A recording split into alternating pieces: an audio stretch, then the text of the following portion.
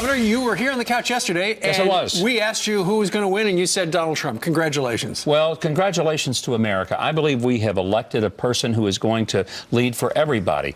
I know it's been a tough, controversial, and often combative election, but if you listen to Donald Trump's speech last night, you heard one of the most magnanimous speeches ever given by a candidate, winning or losing, and I thought that the healing message that he brought last night is indicative of how he will approach this job. Yeah, infrastructure and rebuilding our cities for African-American communities, very interesting that made the text. It's about jobs. It's about putting people to work. What Donald Trump brought and what I saw out there when I would go with him to rallies, it was hope.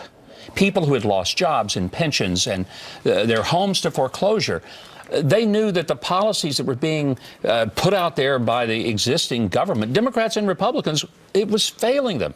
He brought them hope that he was listening to them. He was going to work for them, not just for the people in the institutions of government and finance. And it was a remarkable day for Americans, for everyday Americans yesterday. He got 81% of the evangelicals. Yes. Why do you think that is? I think because he appealed to both evangelicals and Catholics.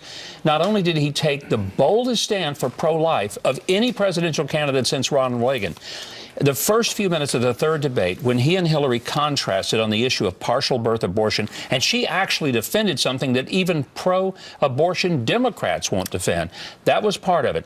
The other part, people understand that the next president will shape the country by shaping the Supreme Court. It's not a 4-year deal. It could be a 40-year And Mike impact. Pence, too. Mike Pence was a great choice for him. It gave comfort not only to people of faith, but it also gave comfort to people who say, we need some people who have governed before. Well, he's been a successful Indiana governor, a successful congressman, absolutely pure and genuinely conservative, and I think that was a big plus.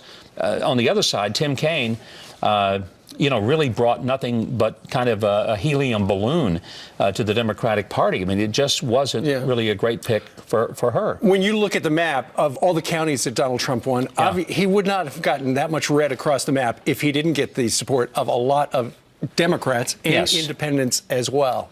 And one of the things, and this is what I even said yesterday, was that there was something going on. It was not just your typical political rally.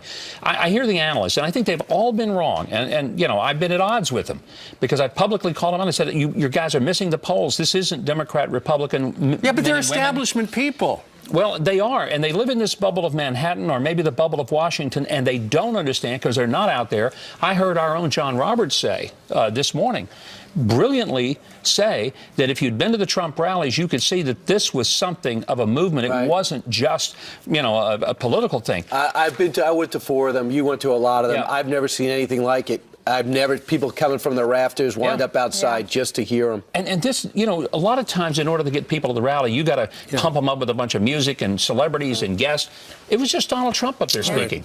Governor, thank you very much. Thank you, Governor. All right, coming up on this program, the superstar